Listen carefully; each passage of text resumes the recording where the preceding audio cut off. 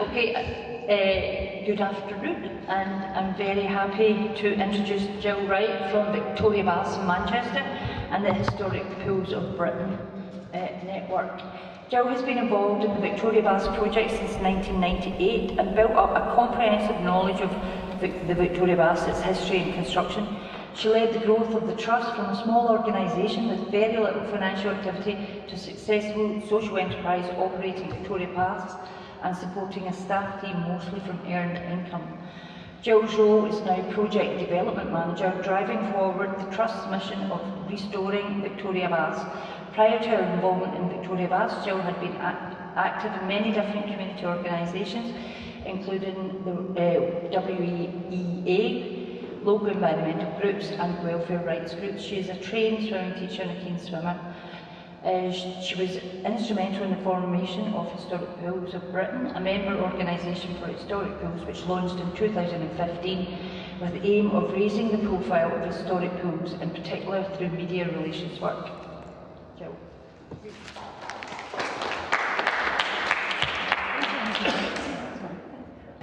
Thanks very much for asking me here today. It's always really nice to have an excuse to come to Govanhill, which is, I feel, is our sister pool to Victoria Baths. As I say, I've been able to visit a few times, but it often takes an excuse like something like this to bring me up here, but it's really lovely to come. So I've come to tell you something about Victoria Baths, which you might have heard on the telly when we were on BBC's Restoration back in 2003. There was life before restoration, a lot of it, so I'll tell you a bit about Victoria Baths, its construction and its history, and a little bit about the sort of the general picture about historic pools of Britain as well. If I start with some basic facts, in a way, as I say, we very much see ourselves as a sister project to Govanhill. We're a bit older. We were opened in 1906, and we were closed before. We were closed in 1993. There was a very active campaign to try and prevent closure. We weren't quite as sort of radical, if you like, as Govanhill. We didn't pick it or occupy our building for quite so long. We only occupied our building for one weekend.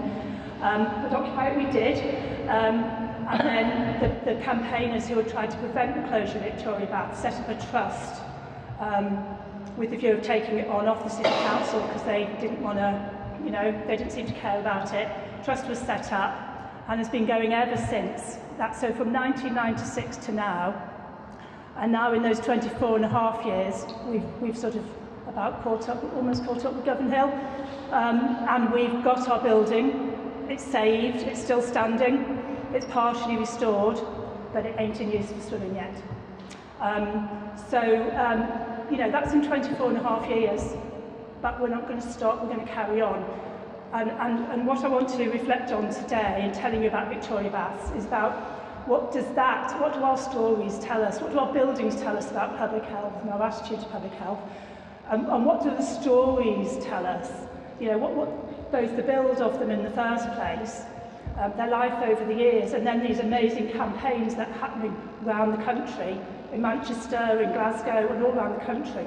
Why is it that people feel so passionately about these buildings, and what does that tell us about our approach to public health? That's what I'd like to tell you about today. So, starting off with our build. We're an Edwardian pool, but conceived in Victorian times. So the planning of Victoria Baths goes back to the 1890s. This is a picture of its construction. That one's 1905. If you could read the plaque above the middle arch of this, this is our first class and gala pool. If you could read that, it has the date when they started building, 1903. This is 1905, and then we were opened in 1906. You notice they didn't have regulations about ladders in 1905. So that's the gala pool under construction. And this is a plan of the building. So Victoria Baths, they were looking to build a public baths that would serve 3 wards of Manchester, Longside, Rusholme, and what we now call Ardwick, they then called St Luke's. So they needed a big building, 3 swimming pools, with the gender and class segregation that was the norm of the time. So we've got a male's first class pool, a male's second class pool, and a female's pool. Sitting on the right of those that you can see, that's the front of the building, we've got a Turkish bath suite and entrance halls, and above it is a great big superintendent's flat, 4 bedrooms, 2 bathrooms, a loo, 2 sitting rooms, kitchen, dining room, pantry. The size of that flat tells you how important baths and wash houses were back in 1906 in Manchester. And because that was the flat for the superintendent of baths and wash houses. To the left of the picture, that's the back of the site with the filter room, boiler house, laundry, and various ancillary spaces. You're talking about a big building, you're talking about an expensive building. They don't come cheap. At least this one didn't. And as soon as you step inside, you see something about the quality of the build. When we look at Victoria Baths today and you see all these tiles, stained glass, that's the first class entrance hall as it was in 1906, and that's the first class entrance hall today.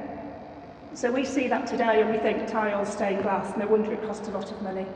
It cost £59,000, very, very expensive building project for Manchester Corporation at the time. But when you look at the minutes of the Baths and Wash Houses Committee, and they had a subcommittee underneath that, the Victoria Baths Building Subcommittee, they don't mention stained glass at all. They have barely a mention of tiles. They weren't interested in that. That's what you did in public buildings at the time. They talked about engineering, the engineering services, the water treatment, stuff like all the boys' stuff. Perhaps I shouldn't say that, but they were boys on the committee, I'm pretty sure all of them. So that's what they were interested in. They were interested in building a pool that was, from an engineering point of view, and a technical point of view, ahead of its time or cutting edge. The fact is they did put a lot of tiles and stained glass in, and we've got a beautiful building left today. That's the, again, the first class gala pool. Amongst all those decisions they had, making decisions about spending all that money, did they put softwood on the balustrades on the gala balcony or hardwood? Of course they put hardwood on. Were they going to have electric lights or gas lights? Do you know what? We'll have both. So we put electric lights. I'm told they did that because they didn't quite trust the electric supply, so they put gas lights in as well. So this is how they came to spend £59,000. Very expensive building project, and council got a lot of flack for it. But it stood the test of time, and it's still there today. And the other thing you notice when you see these comparisons, I hope you do notice that the building is very intact, and it's one of the reasons it gets its Grade 2-star listing. It's very much a building of its period, it's very high quality build, and it's very intact. So that's the pool as it is today.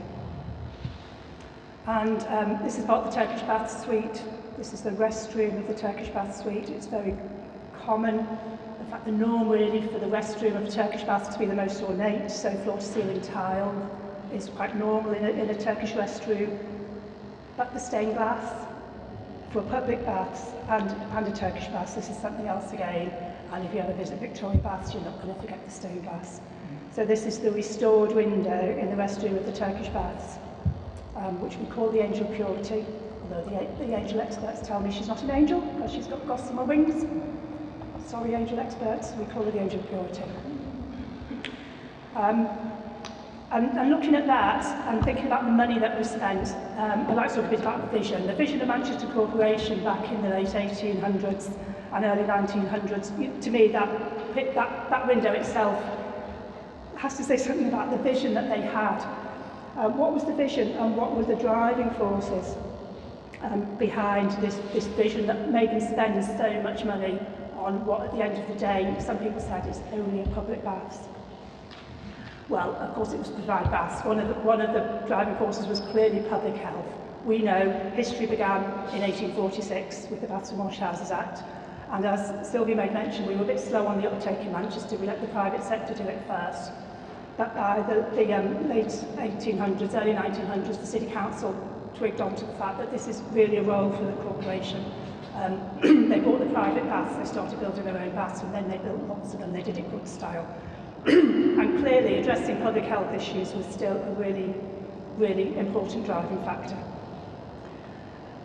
But I'd also like to give a mention for the role of sort of competitive swimming. Britain was leading the way in the development of competitive swimming at this time. and this is the senior ladies team of the Victoria Swimming Club. This is taken, we think, about 1919. You'd be hard-pressed to find a team in Manchester today, 100 years later, that can field a senior ladies team like that. That is a state-of-the-art competitive pool, 1906. 25 yards, 6 lanes wide, and really, really good spectator seating. So by building that pool, that is Manchester playing its part in that sort of driving forward of competitive swimming. It's not just that we had the best swimmers, it's that we were writing the rules and the rest of the world was following us. So we were sort of, very much leading the way in development of competitive swimming, and I believe Manchester was wanting to play its part in that. That's my premise. But clearly, public health is a driving factor, and civic pride. But you don't get a senior ladies team like that without there being good participation. So you're also talking about there being very, very wide participation in swimming.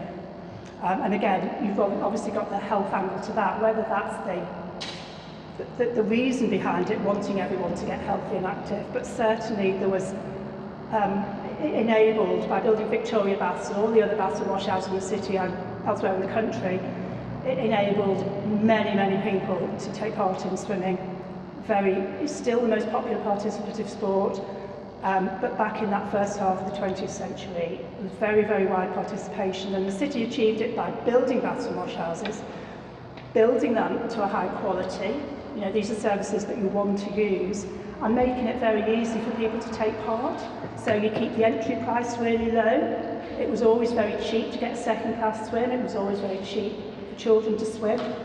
And back in the 1920s and 30s, in Manchester, they gave free baths and free swims to the unemployed. And our sort of yearbook for the City Council, how Manchester was managed, logs how many people took up that offer. We're talking about thousands of people getting in for free swims and free baths. So you're talking about Manchester saying, and the state saying, you can keep yourself healthy. We'll give you the facilities. You can have a bath, you can wash your clothes, you can have a swim. We'll make sure it's easy, it's cheap, you can walk to a facility, and you can take part. That was, I believe, the vision when they built Victoria Baths, and that's how baths and washhouses were run in the first half of the 20th century. And that continued really quite happily till after the war as well. This is the early 1970s, when Manchester was still the premier competitive pool for the city. So this is where a lot of schools, even if they had a local baths, a pool close to them for their regular lessons, they'd come to Victoria Baths for their galas. This is here where we held the intertown galas. I think this is an intertown gala, a picture of an intertown gala in the early 1970s. And interestingly, the photographer that took this picture, David Montfort, he was a social documentary photographer. He just walked down Hathersage Road that day. The doors were open, the lights were on, there's a swimming gala. He went round and went snap, snap, snap, snap, snap. Couldn't do that today, could you? But we've got this lovely set of photographs of an ordinary gala back in the early 1970s at Victoria Baths. And there's the girls at the same event getting their prizes. If that was in Liverpool, that could have been me in my Speedo swimming costume in the 1970s. Because it wasn't just in Victoria Baths this was happening, so this is all over the country. These pools were serving that purpose, keeping us healthy. But it's downhill after that.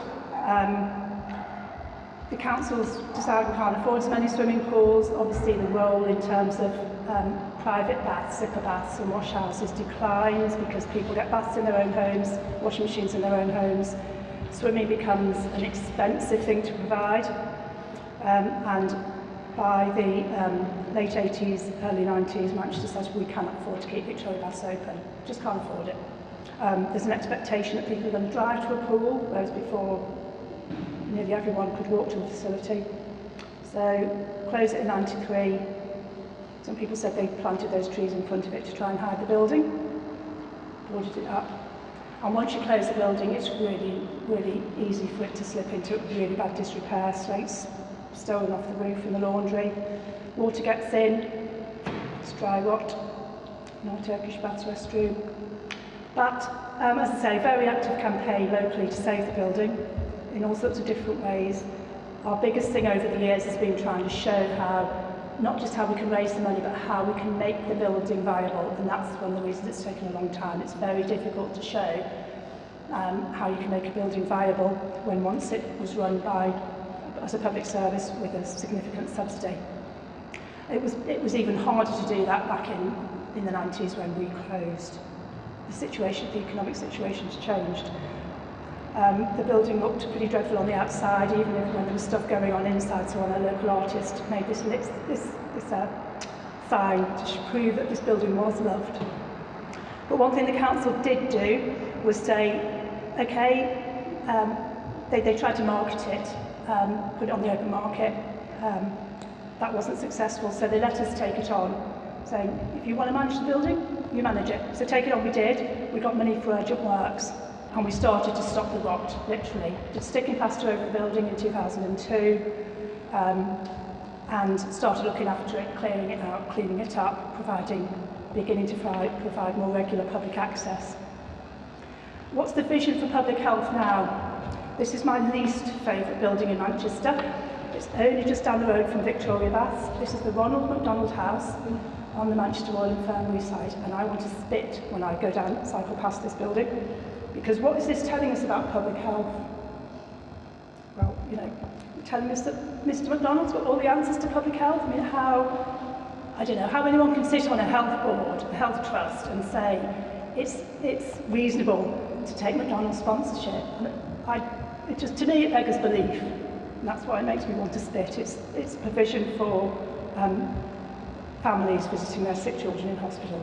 But to be sponsored by... published the week before last here by a woman called Elaine Todd for the NHS in Scotland, which talks about obesity and the promotion of an obesogenic environment. Something that we're quite hot on here. Good. So yeah, that's where we got up to with public health, the vision of public health, not our vision. Then along comes restoration. That's Griff Rhys-Jones. We go on the telly, and the voting public say Victoria Baths is the building in the country they most want to see restored. So they queue down the street to come in that year for Heritage Open Days. We get the first part of our restoration done. £3 million sounds like a lot of money, but it's only a fraction of what we need at Victoria Baths. So we just start on external repairs. So it means the outside of our front block is now fully restored. So that's the frontage as you see it today. It means we've been able to increase the use of the building. This was a European architecture students event a few years ago. This is one of our community events we did a number of years running. Beach days. We host school dramas, we host arts events. School dramas in places like this, they work a lot better than school dramas in schools. Community events and weddings. And lots of art. This was our 100th birthday event, one of our 100th birthday events. When we started to get the ideas, if we want to fill the pool, at first we thought we needed art as an excuse to fill our pools. So we got this was a floating working hot tub when we were celebrating our 100th birthday. But shouldn't we be swimming in that pool and not floating art in it? No disrespect to the artists at all, it was a wonderful bit of artwork. So it's all very well filling our pool with these sort of activities, but we're supposed to be restoring it for swimming and getting our Turkish baths open. So what's happening around the country while all that's going on? Well, all around the country there are other historic pools. Obviously there are more closing, but there were others that are doing really well. This is the Woodcote Street Baths in Birmingham, which belongs to Aston University. Unusually one of the handful of pools that still have their original poolside changing cubicles. You probably know this one, the Western Baths Club. Beautiful historic pool, doing really well, thank you. And this is Mounts Baths in Northampton. And this is one of the ones to illustrate, of course, what the other thing that's happened around the country is local authorities passing over their leisure provision to trusts. And I think that's been really, really good for swimming pools. And it tends to be good for historic pools because they tend to be a bit more open-minded when it comes to older swimming pools. They don't necessarily just see them as a problem, they see them as a potential asset. Mounts Baths And Govanhill Baths in Leeds built about the same time as Victoria Baths, so an early 20th century pool which had a straightforward handover from the local authority to a community trust, and is doing really well, much higher swimming figures than they used to have when the council run it. And this is Brookwell Lido in London. Several sort of false starts about trying to get that going again or increase the use of that until it was taken over by Fusion Lifestyle, one of the big leisure trusts, who invested money and did a refurbishment, added a gym, and again, doing really well. So, you know, we're getting our pool partially restored around the country. All these other historic pools are being restored, being handed over to the community. So, some of them say they've been inspired by seeing us on the telly, which is great, and now we're being inspired by them because they've managed to actually either keep their pools open or reopen their pools and have their historic pools running. So we've been saying for years ourselves, Govanhill, other historic pools, we've got to form a national organisation to sort of represent what's going on around the country, encourage other pools to keep going and not close down. So 2 years ago we finally got that going properly and we launched Historic Pools of Britain as a members organisation. We did it, interestingly, in a post-war pool just to prove in a way that you don't have to be pre-war to be historic. This is a listed post-war pool in London where we did the launch. And it's a members organisation raising the profile of historic pools, proving to those that don't understand it that historic pools can be practical, relevant and successful in the 21st century. Meanwhile, back at Victoria Baths, we've done another round of feasibility work and business planning so that we can take our restoration forward. Because say it's all very well running as what is in some ways, you know, a glorified community space, but we need to restore our pool, restore our Turkish bath suite.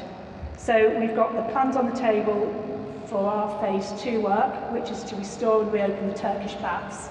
It would still be relatively hard to prove that we could run a pool without subsidy. We can run our Turkish baths and make a profit, no doubt about that. So our next phase is to do phase 2. It's a £4.5 million project. It will get our Turkish baths up and running, run by an operator. We've got an operating partner who is Fusion Lifestyle, who are going to run our Turkish baths for us, so they're a not-for-profit trust. By appointing them as an operating partner, it's added credibility to the project, both in terms of the City Council being more prepared to go forward with the community asset transfer and more credibility when we go to the lottery.